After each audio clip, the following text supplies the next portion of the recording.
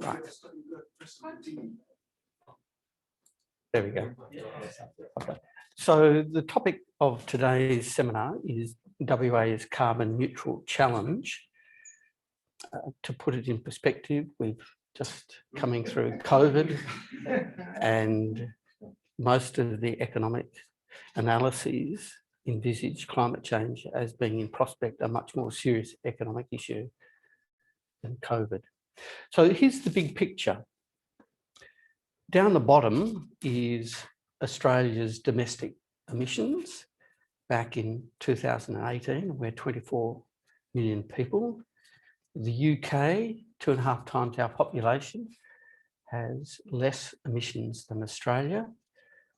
On our television screens, we've been looking at floods in New South Wales. If you go back 2 years, they experienced severe bushfires.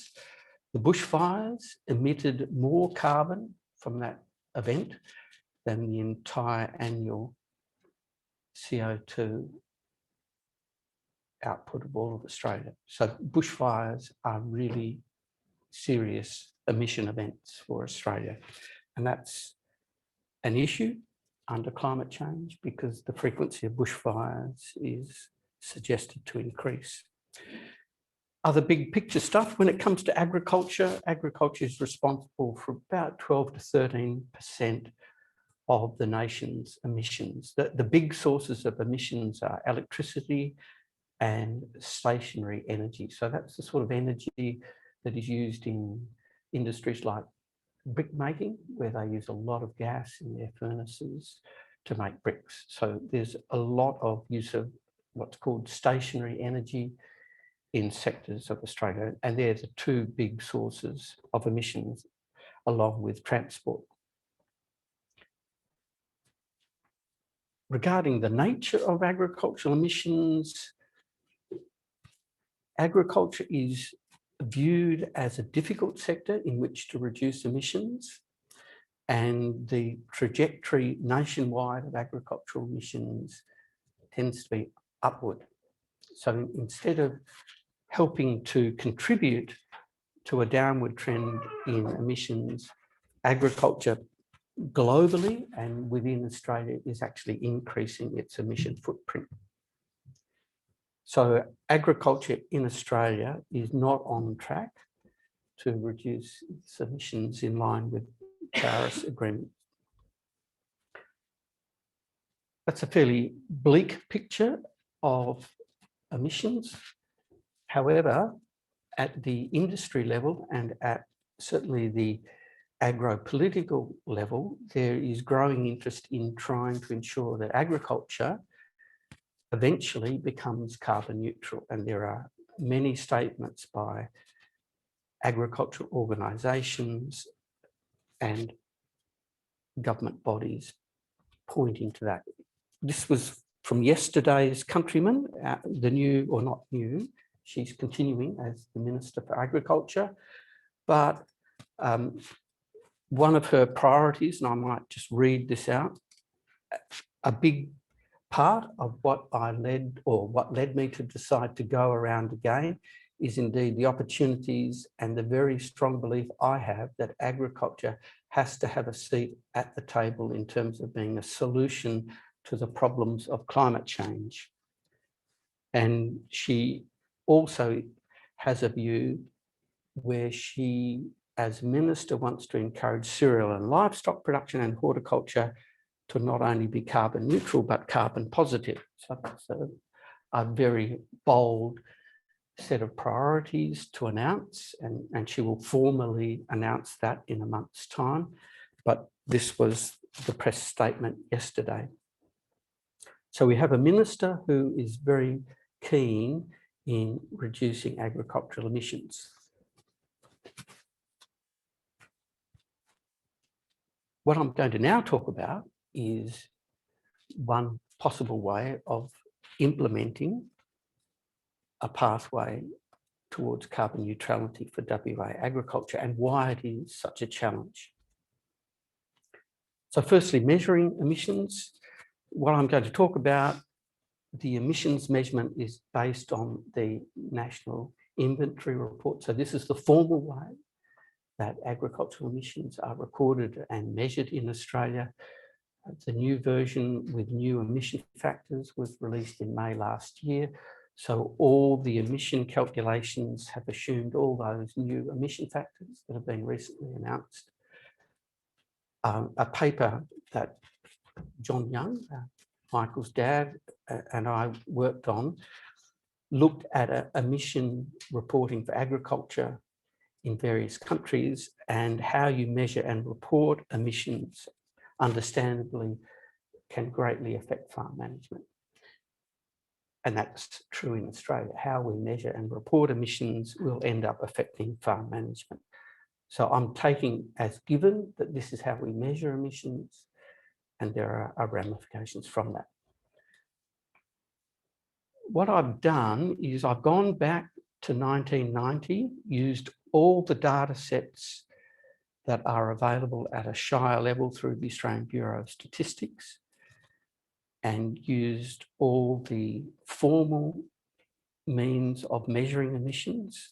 So you measure emissions by category and then you can sum them. I'm only looking at the 80 shires in the main agricultural area of Western Australia. So I've excluded the pastoral area. The pastoral area and the areas outside of that agricultural area from Geraldton down to Esperance are about another 15% of emissions on top of that. So I'm really just looking at the main agricultural area of Western Australia. And interestingly, unlike much of the rest of Australia, our emissions trajectory is actually downwards. Agriculture in Western Australia has actually been less emitting since 1990. And if you break that down and ask the question, well, where are the major sources of emissions spatially in Western Australian agriculture? The answer is it's predominantly in the southern shires of Western Australia. These are shires that tend to be larger in nature, like Esperance is a very large shire, as is Lake Grace. So these larger shires tend to receive more rainfall, which allows them to run higher input farming systems. So they tend to apply a higher level of input, and you have crops like canola that are very input intensive relative to wheat, canola being more dominant in the southern regions of Western Australia. Plus, because they have longer growing seasons, they support more livestock-oriented production. So sheep and beef cattle are more prevalent in the southern areas than, say, the eastern wheat belt. So they are the main sources of emissions in Western Australia.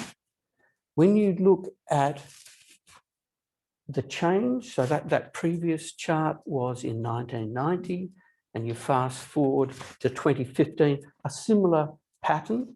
You know, the southern areas are still major sources of emissions, but less so. And this is the change in emissions. So there's only 1, 2, 3, 4, 5, 6, 7, 8. 8 out of the 80 shires, so 10% of the shires have actually increased their emissions.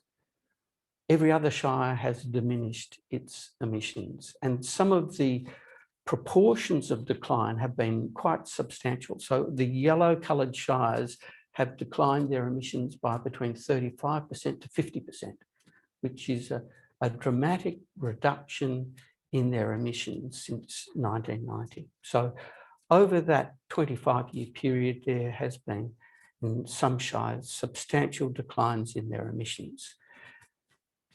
And where emissions have declined the most has often been in the northern grain belt and the eastern grain belt, and that's principally because those regions have been subject to reductions in their sheep populations. And that's shown here when you ask the question, where have the changes in enteric emissions occurred most? They've most occurred in those areas circled. So that's in the northern grain belt, eastern grain belt, and interestingly, in that southern coast area of Esperance, Ravensthorpe, where since the 1990s, farming systems have shifted quite strongly into cropping and away from beef and sheep production. So the main reason then for the decline in emissions has been the huge reduction in Western Australia's sheep population. Back in 1990, 36.5 million sheep. At the moment, we're sitting around about 14 million sheep. That's an over 60% reduction in the sheep population. Interestingly, and this often isn't told and probably should be told more, is that 3/4 of all those shires, if they were countries, would be deemed to be Kyoto compliant. And 56% of all those shires, again, if they were countries, would be deemed to be on track meeting their Paris Accord targets. So that's a fairly commendable effort. Not that the reduction in sheep population had anything, I think, to do with farmers' environmental concerns to reduce their greenhouse footprint.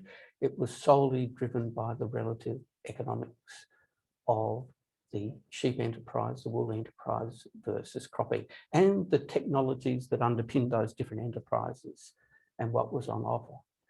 Ben?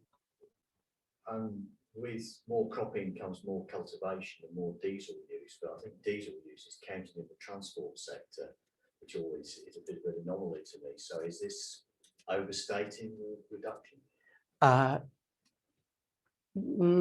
Probably not, because even in the 1990s, the traditional method of crop establishment was still work up, work back seed. So it was often a 2 to 3 pass operation, which is very fuel intensive. Whereas now it's a single pass operation, which substantially lessens fuel use. And there's been, quite like with cars, great improvements in the fuel efficiency of farm vehicles. So, you know, you're right. The other issue too is there's been economies of size on the road. So even though those emissions related to agriculture are deemed to be part of the transport sector, the actual emissions per tonne of wheat, if you like, are falling because they've moved towards B-doubles, road trains. So it's, you know, there are technologies that suit.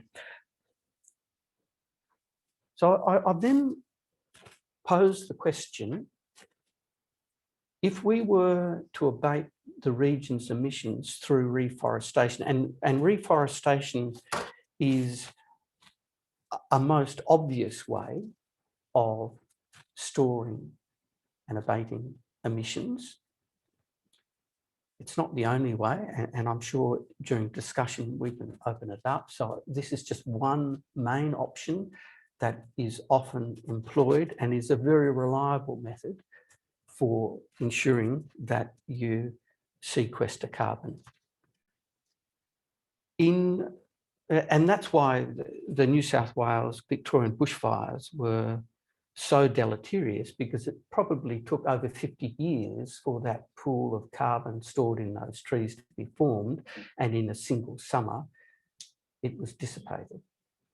So you have these very long-lived investments that literally over a summer can disappear, and their purpose is negated by a single very climatic event. So in Western Australia, our trees don't grow very quickly, frankly, and they don't grow much after about 40 years. Yes, if you go down to areas like Denmark and you see those wonderful carries, those carries take anywhere from 70 to 150 years to mature. But in most agricultural areas, when you look at the eucalypts that are grown there, typically they reach maturity after about 4 decades. And so that's the most carbon storage that you're going to get from those plantations. And those plantations cost money. If you're going to ensure that those trees qualify for Australian carbon credit units, there's a formal process you must go through in registering those forest stands for accreditation so that they can receive the Australian carbon credit units. They need auditing.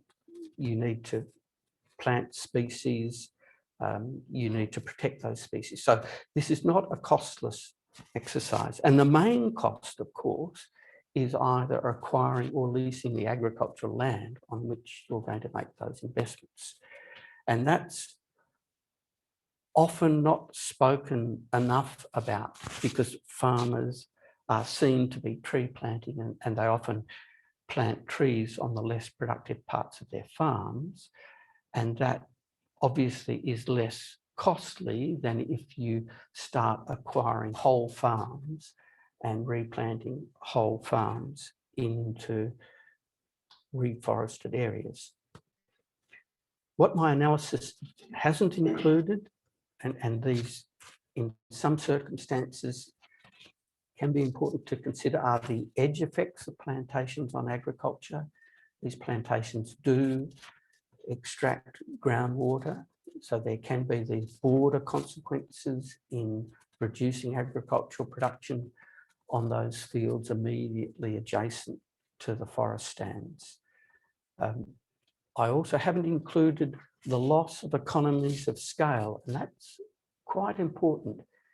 You could imagine if you're a farmer and you have 30% of your land that suddenly is allocated to agroforestry or forestry, you lose 30% of your area that can underpin economies of scale benefits. And that loss in modern day farming is quite important because economies of scale have driven agricultural change. The farm population in Western Australia halves about every 17 years. You can do a lovely exponential plot that just shows that relentless decline in the farm population. So that about every 17 years, half the population is gone as we get ever bigger farms. So I have included lease costs, I have included the risk of reversal buffer, which means not every tonne of CO2 sequester qualifies as an ACCU because they include in the granting of an ACCU a risk of reversal clause. What constraints are there on plantations once they reach maturity, let's say 40 years? Yes. For example, is there a constraint that the wood, if it's going to be harvested, has to be furniture, can't be burned or something of that sort? Yes, yeah. Again, the gold plate standard is that forested land needs to be in place for 70 to 100 years. So the last 30 years, it sits there, frankly, as a liability. But that is a requirement. And your point about can you harvest it? No. It needs to be there as a permanent stand. If you want to harvest it, then you're looking at agroforestry, and that's different. So the value of the ACCUs are different for that. And you're right, you can develop proposals whereby you use that timber only in furniture, or you use it as biomass, as a renewable energy source to replace diesel or gas or coal. That's a separate, I haven't looked at that issue. So when you have a look at the way in which trees grow differently in different shires, and that's mostly driven by rainfall and soil type and temperature, And when you have a look at the value of agricultural land in different shires, and obviously that depends on location, then you end up with a map of the cost of generating ACCUs. And this includes no constraints on land use change. So this is an interesting map because it identifies which shires are most cost effective at storing carbon at least cost. If you read the historical literature on policy options to address climate change in Australia, most of those studies suggested that the only land that would be preferentially switched into forestry would be marginal agricultural land. And that's true.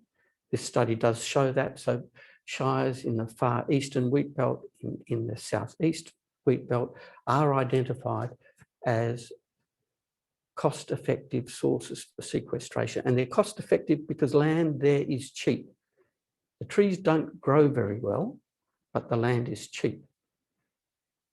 However, interestingly, there are some shires in the southern areas that also end up being cost effective, and that is more of a surprise, but they're cost effective because the trees grow so well there.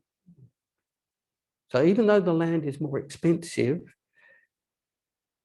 they are able to produce enough carbon to, in effect, make it worth you paying that high price for the land. And you'll notice that where it's really expensive is anywhere near Perth, because the land is expensive, or if it's in any tourist hotspots like the Margaret River region. So wherever you think, oh, well, there's rainfall there, trees will grow really well, isn't that a good place for sequestration? The answer is no, because the cost of entry is so high. And when you've got, as ANZ economists have said this week, when their prediction is that this year, Perth real estate prices will move up by 19% just for this year, you can understand why areas adjacent to Perth are subject to similar real estate escalation. When you plot all those figures, then you end up with the anticipated marginal cost curve for generating sequestration. And what's interesting is that's where the agricultural emissions currently sit, around about 7.3 million metric tonnes a year. So that's saying we could completely offset that level of emissions at a cost of around about $35 a tonne. The current price is 16. So if you go to all the options that have occurred in the last 3 years, the price has varied from about $12 up to $16. And mostly those that are offering that sequestration are primarily doing that in the pastoral region, where they've got pastoral leases that have been overgrazed and they're offering them up for thickening. So then, I won't go into this, but I developed a linear programming model to basically ask the question, which shires are going to be the sources of sequestration subject to constraints. Now, these are real life constraints. Some of the real life constraints are that not every shire can be fully allocated to sequestration. And I think that's a politically feasible constraint, given what we know has happened with the saga concerning blue gum plantations and local community outrage. So it's unlikely that at a local level, communities are going to sign up for having agriculture disappear from their communities. So there will be these restrictions on the proportion of land that can be switched out of agriculture into forestry. What kind of data do you use with those restrictions? The data is a guesstimate, a pure guesstimate, and you'll see the figures. I've literally plucked them out of the air. So here's some data here.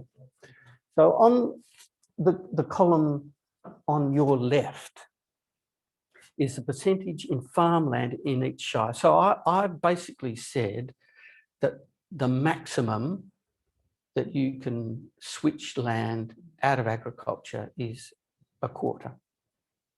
So you could imagine that's visually still identifiable. If you suddenly had an additional quarter of agricultural land switched into forestry, that would very quickly become visible. And what you find is, of course, if we look at the dark blue area first, the more restrictive you are, then what you tend to find is that if you're only able to have at most 10% of farmland switched, then your emissions are greater. Because what you want to do is basically find out where you can most cheaply sequester and put as much of that land into forestry as possible. And when you can't do that, you're forced into the next shire and it becomes a bit more expensive.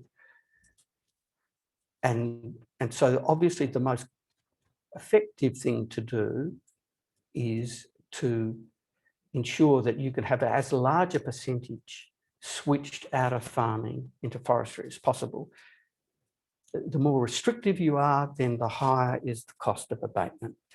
And the more restrictive, then the more shires you have to bring in to supply the sequestration services. So on the far right, if your restriction is you can only at most have 10% of agricultural land in any shire put into trees, then 91% of all shires end up putting their hand up to be part of the deal of providing carbon neutrality. Whereas if only a quarter of any shire, then you end up with only a quarter of all shires needing to be involved in the provision of sequestration services. And then, of course, what happens if you don't go for carbon neutrality, but you just say, well, halfway house, let's not abate the whole 7.3 million metric tonnes, but just abate half of that, 3.65, then you end up with these sorts of figures where, yes, you're abating less. These are your agricultural emissions, and this is the cost. So it's a much lower cost. So common sense, if you set a lower target, it costs you less to achieve that target. And you end up having many fewer shires involved in the solution. What are the cost per carbon equivalent? Yes. Are you coming to that? The cost of the carbon equivalent. Because those were the total cost, and I couldn't convert it that quickly. Ah, okay. Well, the cost will be less because that's your marginal abatement cost curve. If you're going with those that can provide it the most cheaply, then you're doing that at lesser cost per unit. And if you're restricting it more and more, you're forcing yourself up that curve. So what's the range approximately? Like in the bottom, is that Well, the range, range, or is it even lower? well, the range will be, I think the lowest was about, if there were no constraints, the cheapest was about $28.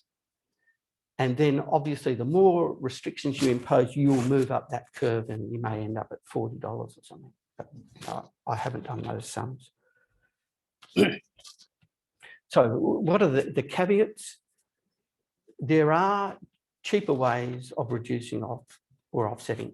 So for example, if you had 7.3 million metric tonnes, the best way for farmers might be to just go straight to auction and buy them. If you can get them every year at $16 a tonne and avoid paying $32 a tonne, that's what you would do. So you use someone else's sequestration services to offset your emission activity. However, if every industry starts doing that, you know what's going to happen to the price. And I suspect there will be some tipping point, basic economics, where for some farmers in some situations, it's going to be more profitable to switch into the provision of sequestration services.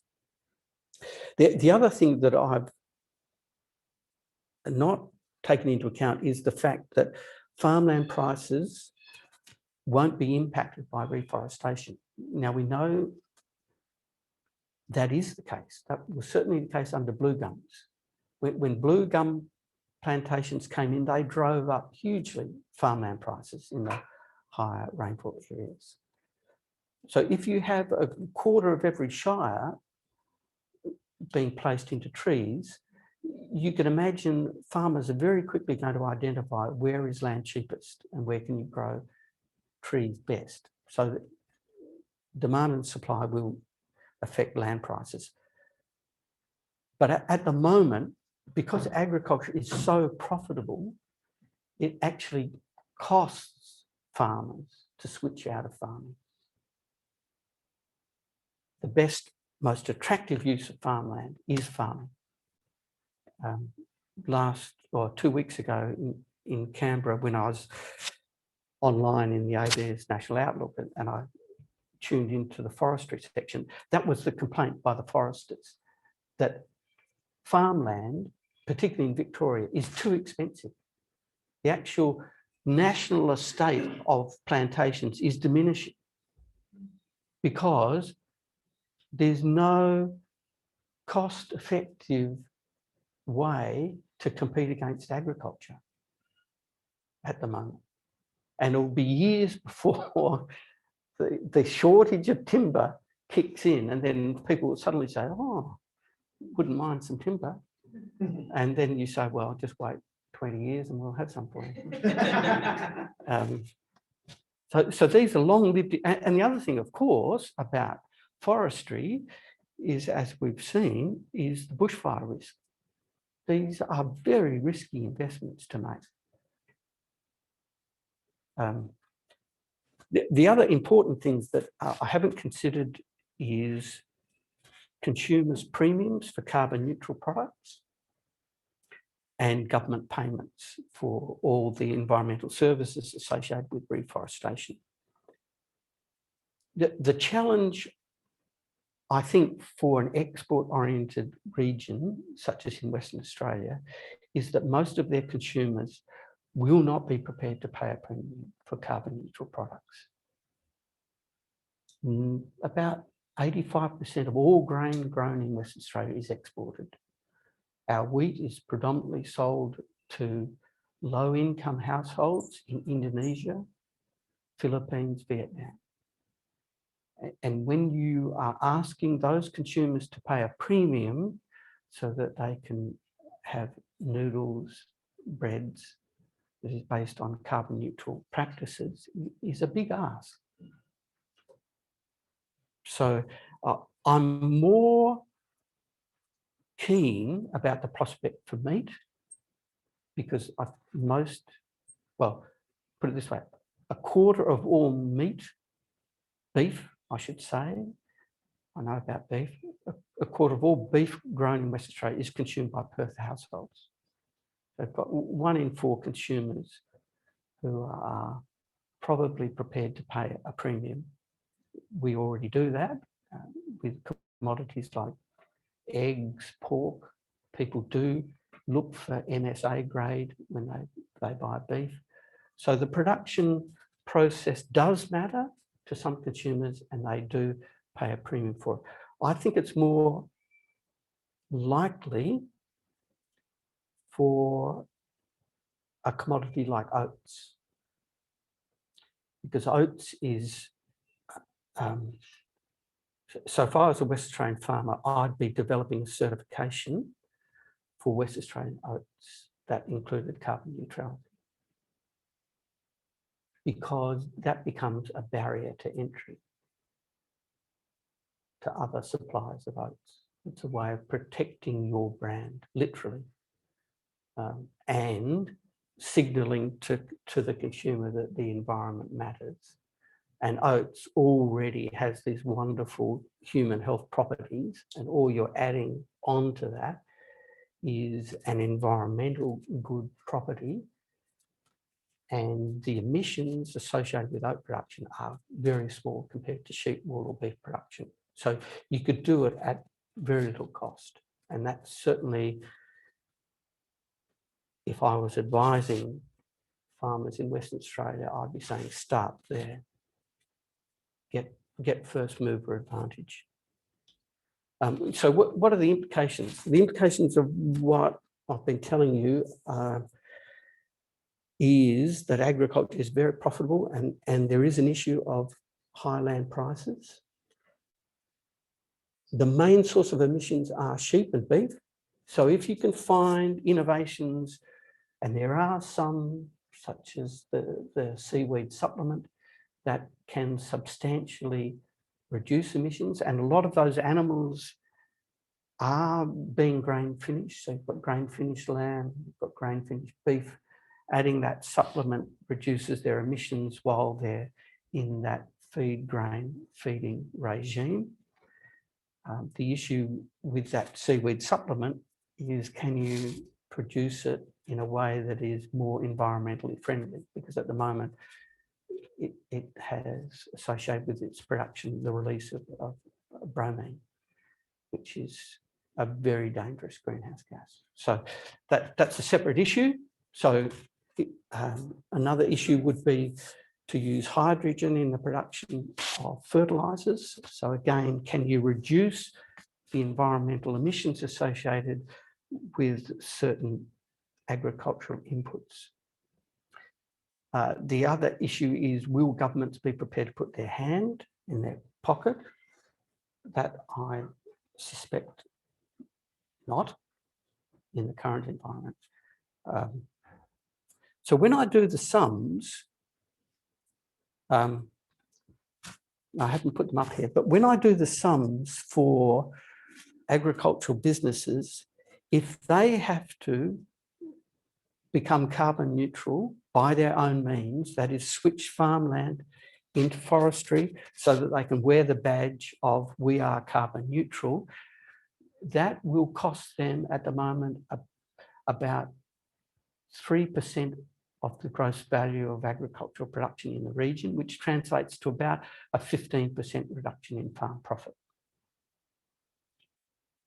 which may not seem a lot, but if I was to ask each of you, would you take a 15% salary cut for the sake of the environment? I think the answer is... University asked us that, and we said yes. Yeah. Yeah, that was 10% though, 15 months ago. Yeah, but this is 15% year on year. So this is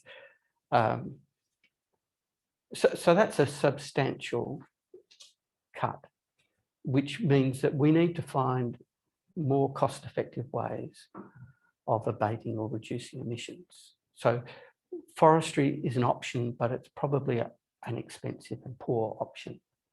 So if you could bring it down to 5%, I think then you'd get a proportion of farmers that would look at that. I've done the sums for cropping. The emissions from cropping are only about 2.7 million metric tonnes per year. So the farmers could become carbon neutral croppers with only about a 5% reduction in their profit. So for me, that's within reach. The advantage of WA agriculture is that it's really a low input agricultural system, which works to its emission advantage. And unlike Canada, so Canadian grain farmers need to send their grain, as Jake well knows, 1,800 kilometres to port. Most grain farmers in Western Australia, the nearest port is about 250 kilometres away. Much less transport emissions. We are very near our major consumers, Indonesia. So the international sea freight emissions, very small. You know, unlike Argentina, unlike Canada, US, unlike Black Sea, that has to send its grain thousands and thousands of sea kilometres to customers.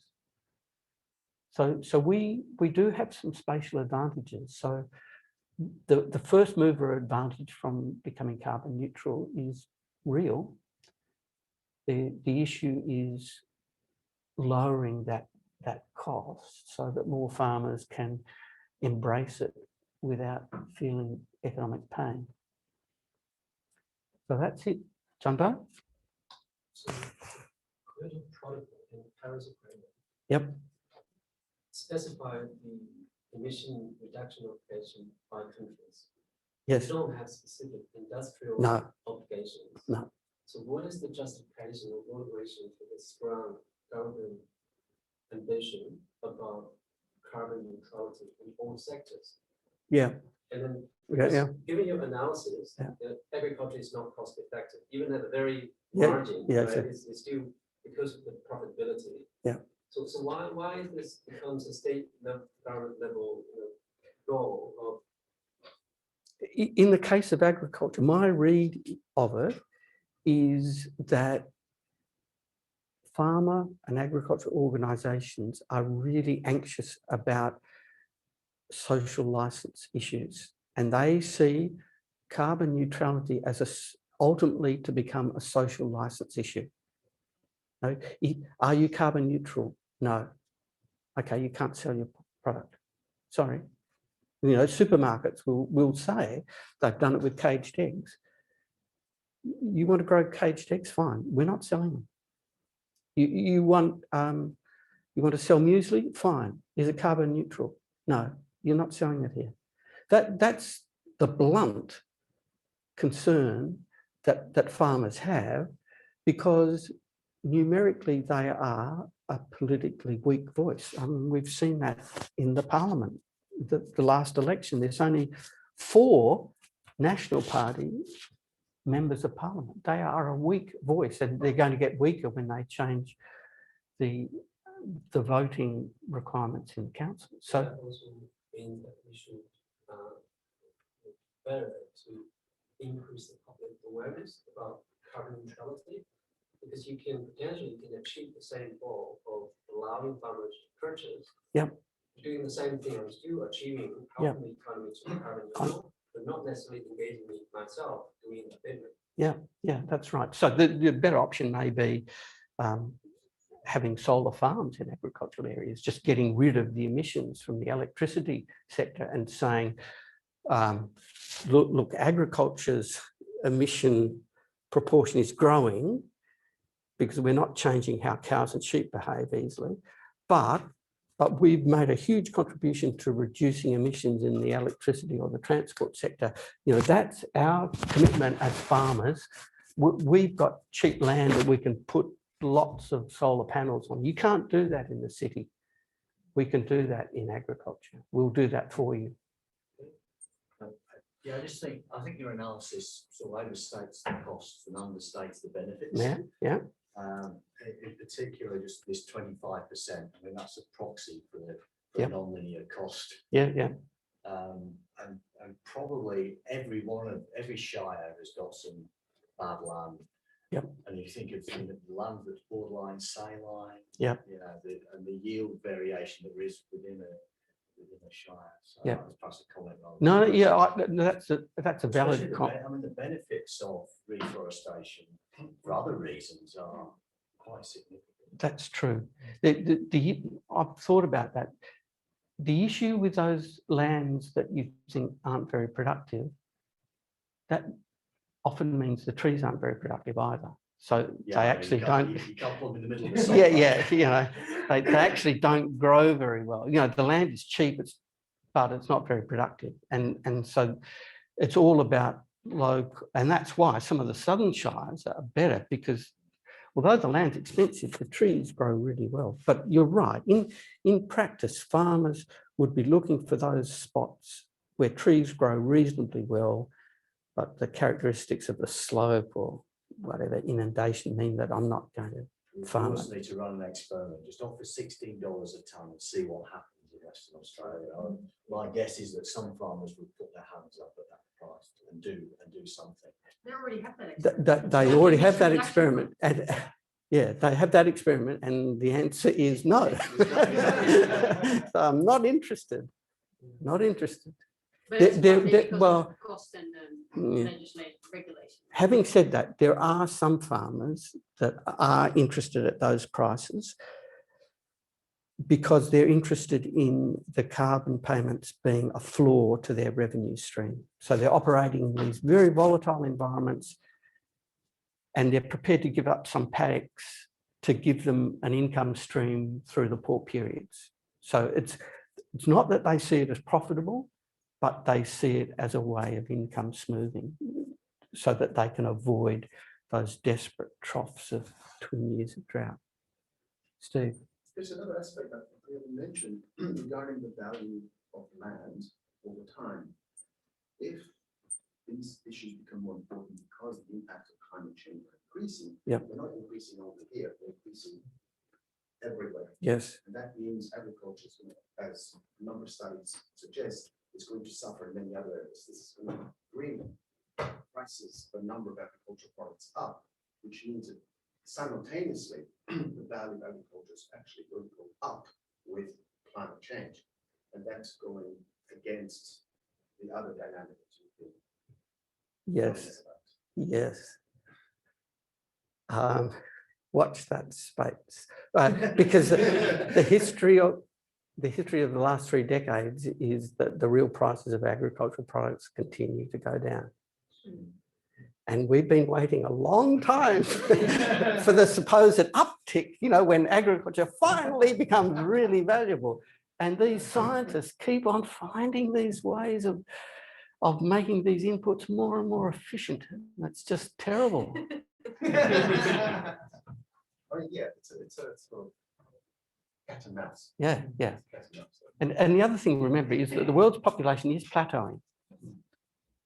So as it plateaus, the actual required annual increase also diminishes.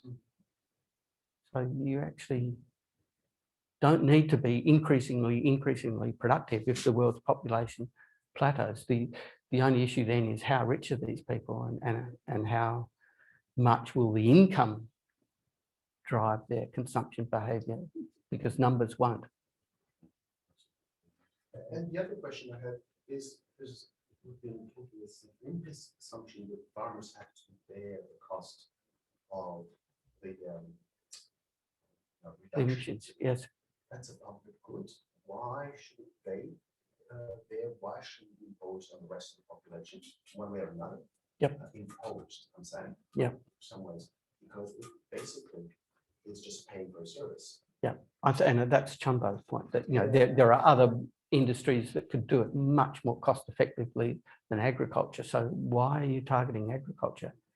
And to me, that's an economic issue. That the real issue is the political social license one. That's the one that I think. How do you address that? How do you change people's perception? Because people operate at times with very simplistic mantras, and they can have devastating consequences. Yeah. Right. No more questions. Thank you, Ross. You're welcome.